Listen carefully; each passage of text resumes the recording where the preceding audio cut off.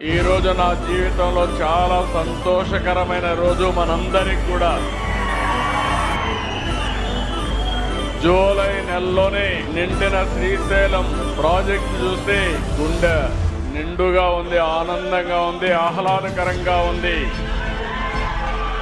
నీటి విలువ తెలిసిన వాడిని, అందుకే జలహారతిచ్చి స్వయంగా భవిష్యత్తులో కూడా నీటి కొరత లేకుండా ఉండాలని ఈ రోజు నేను జలహారతి ఇచ్చాను. వచ్చిన వెంటనే మీరు చూస్తే చాలా సందర్భాలుగా చూశాను, కానీ జూలై నెలలో నిండుగా శ్రీశైలం ఉండడం ఒక శుభ పరిణామం.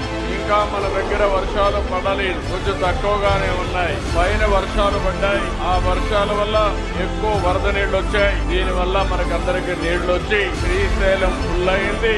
రాయలసీమ జలాశయాలు లేకపోతే మొత్తం కూడా కృష్ణా పరివారక ప్రాంతం కళకళలాడే పరిస్థితి వచ్చింది. ఇది కృష్ణమ్మ తల్లికి మరొక్కసారి మనమందరం ప్రార్థనలు చేద్దాం, ధన్యవాదాలు తెలియజేద్దాం.